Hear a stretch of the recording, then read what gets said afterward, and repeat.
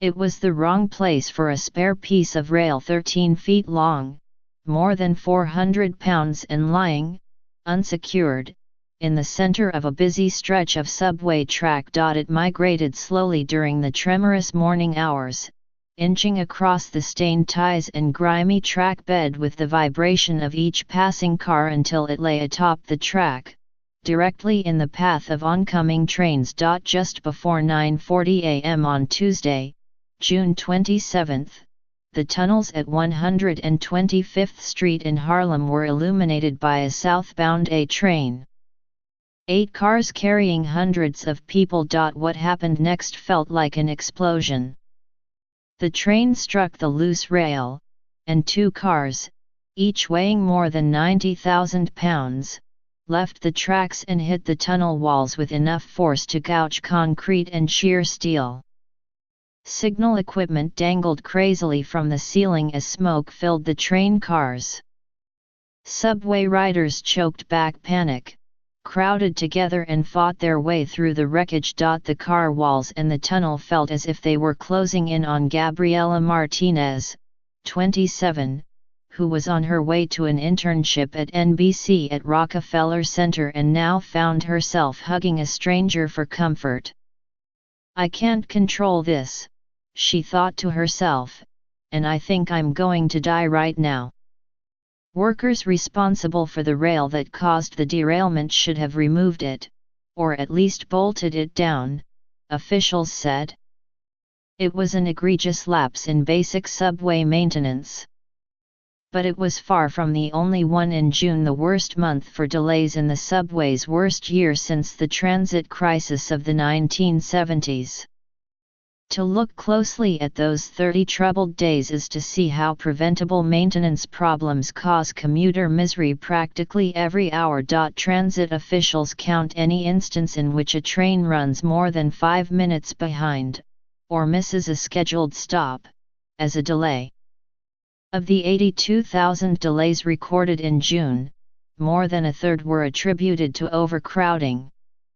About 15,000 stemmed from planned work to repair the system's failing signals and worn track. There were about 10,800 delays caused by signal and track problems and about 2,200 delays created by car equipment trouble, the equivalent of 18 late trains every hour, every day, for 30 days straight. The number of delays caused by maintenance problems could actually be higher. The transit authority's records do not account for crowding delays on one line caused by maintenance failures on another. To trace the causes of maintenance problems to their roots, the New York Times reviewed records from the Metropolitan Transportation Authority, the umbrella agency that runs the subways, for every delay that occurred in June and interviewed dozens of current and former transit employees. The examination showed that the Transit Authority's own flawed policies and practices have led to preventable breakdowns. As the Times reported last month, one source of the Transit Authority's problems was decades of leadership by officials who prioritized flashy projects over basic upkeep of the subway's infrastructure. The financial crisis of 2008 forced the authority to cut back on maintenance spending. And Hurricane Sandy put an enormous strain on the system's already fragile tunnels, track and signals. But transit authority leaders have also struggled to stanch turnover among the ranks of its signal maintainers, skilled workers with the arcane knowledge needed to inspect and repair the antiquated traffic lights of the subway, and offered new recruits little training in preventive maintenance. In recent months, they redeployed some signal maintainers to do menial tasks in support of contractors working on the subway's electrical system. Transit leaders also were slow to restore cuts that put off car inspections and overhauls to save money, even during good financial times. They introduced major changes to the management structure of the New York City Transit Authority in 2009 and 2010. Which, according to current and former employees, sowed confusion within the maintenance ranks and led to deterioration of tracks, tunnels and signals. Transit leaders have acknowledged that at least part of the surge in delays this year stemmed from past policy decisions. After Gov. Andrew M. Cuomo declared on June 29 that the subway was in a state of emergency, they unveiled a plan that makes repairing signals, track, and car equipment a top priority. The proposal calls for making repairs to the signals that break down the most frequently, reducing leaks that cause tracks to wear out more quickly and electrical equipment to malfunction, and cleaning tracks to cut down on fires and other hazards that could cause problems. It also includes staffing special teams at chronic trouble spots to make repairs more quickly, installing welded rail instead of rail with joints to cut down on track failures, and overhauling cars more frequently. And in an interview with The Times earlier this month, Andy Byford, who spent 5 years as head of the Toronto Transit Commission and who will take over as president of the New York City Transit Authority next month, said he was considering closing entire lines for long periods to expedite repairs.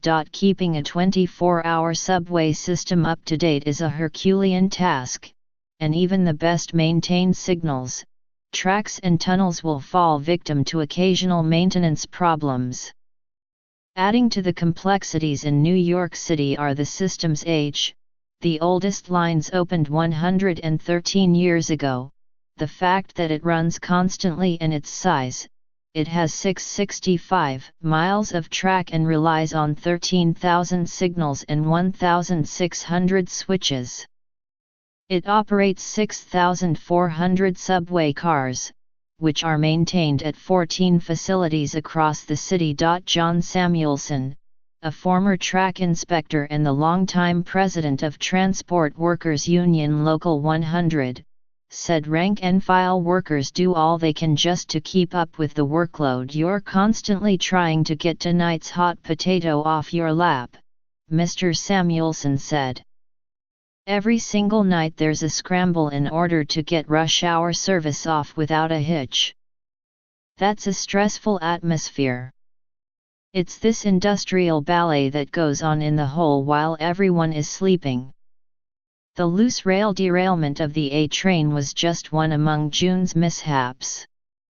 A signal failure that struck the northbound D line at 34th Street Herald Square on a busy Tuesday morning, a week earlier, was another glaring example of a maintenance breakdown that could have been avoided. Officials had known for years that the station's signal interlocking, the mechanism that sorts trains among tracks where multiple lines come together, needed attention. The MTA approved a plan to modernize the 1930s-era machinery in 2010. It was not finished by 5:59 a.m. on that Tuesday, June 20, when a failing cable caused a short circuit. That set off transit pandemonium in Midtown Manhattan at the start of the morning rush. According to MTA officials, the electrical failure tripped a fuse and caused the system that moves trains among intersecting tracks to freeze up. Suddenly, every signal was glowing red, which prevented trains on 3 of 4 tracks from moving past the station until MTA workers physically got on the tracks and started waving them through. As tens of thousands of people poured through the turnstiles on their commutes that morning, the B, D, F, and M lines, as well as portions of the E and R lines, all were stricken by delays in both directions. Michael Passo, a 36-year-old web developer, was on his way from Queens to his office on Delancey Street when his usual commute on the F train halted abruptly. The delay meant he would lose time working with collaborators in Berlin, where the day ends 6 hours earlier than it does in New York City. In frustration, he pulled out his phone and started tweeting, "Another morning, another hellish commute for New Yorkers. Where is the plan to fix the mess?" Meanwhile, about 50 transit employees worked frantically. Some directed trains through at a crawl, a job that requires signal maintainers to hand crank rail switches into position and then guide each passing train on its way. Others began the painstaking work of searching along every inch of thousands of feet of cable for the fault. At last, they narrowed the problem down to a 1,000 foot length of cable and then disabled circuitry so that only 2 signals were offline. By the time regular service resumed, it was 10:35 a.m., and all that commuters like Mr. Paso knew was that some nameless part of the aging subway system had failed yet again. "We are one of the richest cities in the country, in the world, and we have decaying subway systems," Mr. Paso said. In all, the signal malfunctions at 34th Street Herald Square directly caused at least 623 train delays. Records show the most delays caused by a maintenance breakdown of any kind in June. And that number does not count crowding delays resulting from frustrated passengers jamming onto other subway lines. During the overnight hours, transit workers replaced the entire 1,000 foot length of problem cable, MTA officials said. Problems such as the short-circuited interlocking system will be eliminated when the replacement work is finished at 34th Street Herald Square, said MTA spokesman John Weinstein. The estimated completion date is June 2018. That interlocking is one of 183 across the entire subway system, and one of at least 17 the MTA has identified in recent years as needing work. Signal problems happened every day in June. In recent years, union officials and transit workers say, the authority has struggled with the basics of keeping the system in good repair. But at least one effort to ease the problem resulted in unintended consequences. When Mr. Cuomo declared a state of emergency, he also directed the State Public Service Commission to oversee Consolidated Edison's efforts to shore up the subway's power supply. The process required hiring contractors to inspect and repair relay equipment, signals, cables, track circuits and other key parts.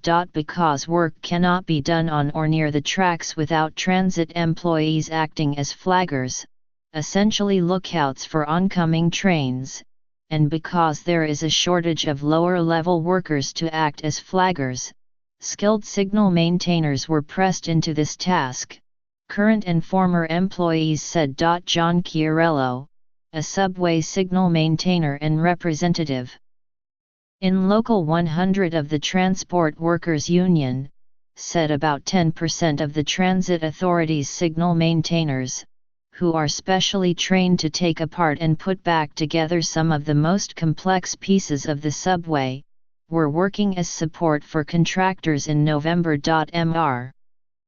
Weinstein said the M.T.A.'s subway action plan is accelerating signal inspection, maintenance, and upgrade projects throughout the system, and added that even if maintainers were acting as flaggers, critical work was being done. What matters is that more qualified people than ever before are now working to inspect and maintain signal and power components in the subway, he said. Not long before the June 20 electrical breakdown, the MTA cut more than $400 million from its proposed signal funding and added money to pay for station enhancements and other improvements that are priorities of Governor Cuomo. Mr. Weinstein said the reduction had nothing to do with the governor and resulted from changes in planned signal work. It was the most recent instance of transit leaders focusing on expenditures such as new subway stations, countdown clocks and Wi-Fi, which improve the rider experience but are small solace to those trapped in stopped trains. Peter S. Calico, a former MTA chairman, said keeping the subway in good condition required constant vigilance, though that work receives less attention if you dedicate the Hoyt-Schermerhorn pump room, Mr. Calico said. You think you get a press conference and anybody shows up. Records show that the authority's signal maintainer workforce also has not kept pace with the subway's demands. The number of signal problems rose from 2012 to 2016, but the Transit Authority added just 57 signal maintainers during that period. Transit leaders also began requiring less frequent inspections of signals in the late 1990s because of a worker shortage, and they never restored the cuts, according to the transit union. 20 years ago, workers had to inspect signals, many of which date to World War II, every 30 days. Today signals are inspected every 90 days. The authority also, until recently, offered no standard guidance in how to perform preventive maintenance on the antiquated equipment and instead left new maintainers to learn on the job, the transit union said. Mr. Weinstein denied that the MTA was not training its workers in basic skills. But current and former signal workers said it was the case. The training aspect was limited to a book the manufacturer puts out: grease this, grease that, put oil here, put oil there, Mr. Chiarello said. So you would get that, but there wasn't anything formal. You weren't trained to do maintenance. Now the authority is making a concerted effort to improve training, Mr. Chiarello said. When the authority hires new maintainers, it often cannot keep them for long.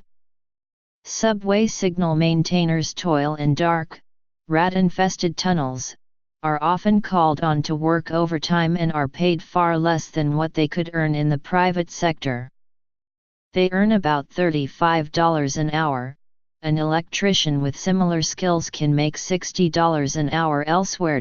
Even if the MTA were to solve all its problems with signals and track, there would still be the trouble caused by failing subway cars. The Times found that more than 300 car equipment breakdowns caused about 2,200 delays in June. And the MTA actually recorded more delay-causing incidents involving broken guard lights, the indicators on the sides of trains that tell conductors if doors fail to close or lock, than signal malfunctions. The subway's 6,400 car stable is perhaps the most intensely used rail fleet in the nation, yet car maintenance was one of the first places transit leaders looked to save money during the Great Recession. They stretched the maintenance cycle for most subway cars from about once every 10,000 miles to about once every 11,000 miles, and began putting off major overhauls. Soon after, breakdowns went on a steep rise, a startling development. After an era of major improvements when reliability increased for 20 consecutive years and doubled every 5 to 7 years. Now, though, reliability measured by how far a car travels between failures has declined for 5 years in a row, and in 2016 was more than one-third lower than its peak in 2005, according to the state controller. The decline has been so sharp that even cars bought in the past 10 years are breaking down as often as some that went into service 25 years ago.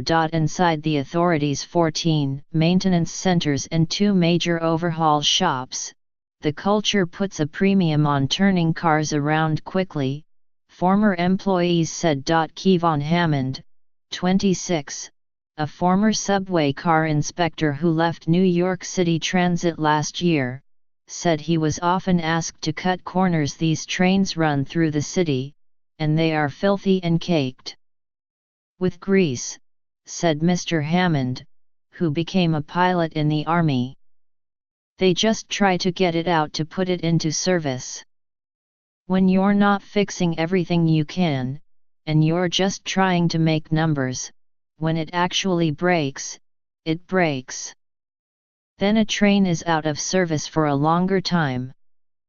Mr. Weinstein denied that car equipment workers are encouraged to skimp on maintenance and said most of them take pride in their work. No single event or choice plunged the subway system into disrepair.